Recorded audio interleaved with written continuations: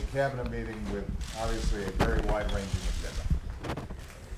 One of the first things we talked about was the progress that we're making in terms of growing the economy again. We've now seen 5 straight months of job growth and economic growth.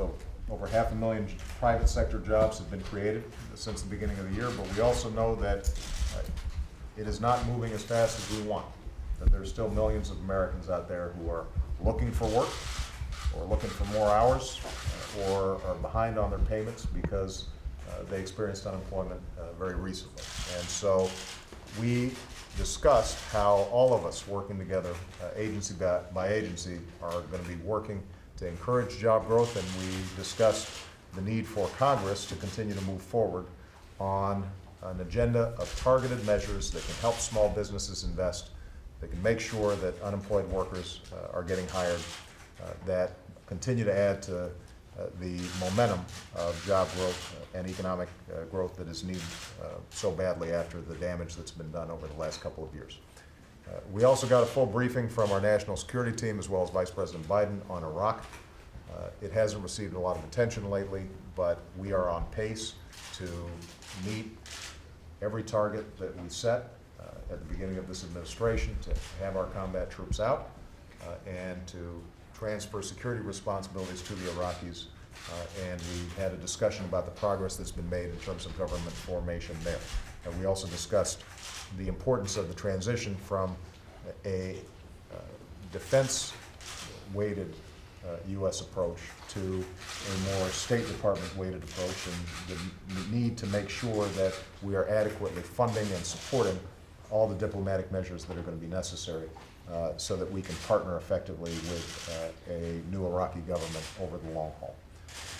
We had a discussion about the oil spill in the Gulf and the important measures that are being taken both in capping the well, in making sure that we are dealing with the consequences on the shorelines and estuaries and bays across the Gulf, and also making sure that ordinary Americans who are being devastated economically are compensated properly.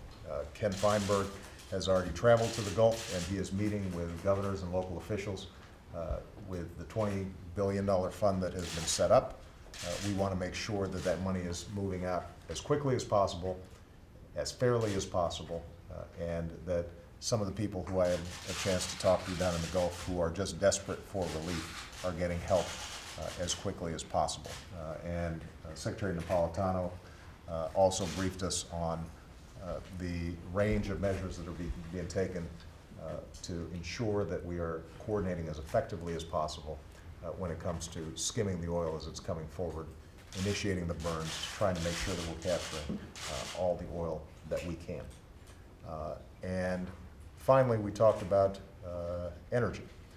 In the context of the oil spill, as I said last week during my Oval Office address, this has to be a wake-up call to the country that we are prepared and ready to move forward on a new energy strategy that the American people desperately want, but for which there's been insufficient political will.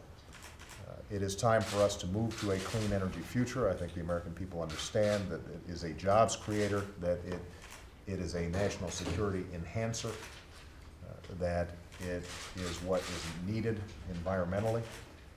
And we have the opportunity to build on actions that have already been taken in the House of Representatives. The Senate has an opportunity before the August recess and the elections to stand up and move forward on something that could have enormous positive consequences for generations to come. And the entire cabinet here recognizes, with all the other stuff that they're doing, that if we get energy right, that an awful lot of things can happen as a consequence.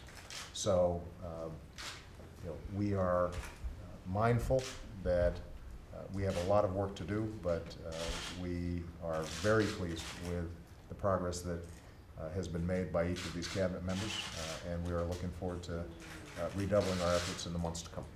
All right? Thank you. Mr. President, if you fire Mr. McChrystal? General McChrystal is on his way here.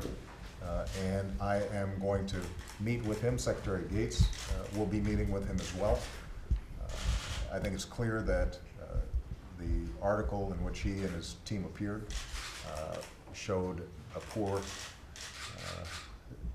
judgment, and but I also want to make sure that I talk to him directly before I make any final decision. All right? Thank you. Actually, let me make one last point about this. Even as General McChrystal is on his way here, I want everybody to keep in mind what our central focus is, and that is success in making sure that Al-Qaeda and its affiliates cannot attack the United States and its allies. And we've got young men and women there who are making enormous sacrifices, families back home who are making enormous sacrifices.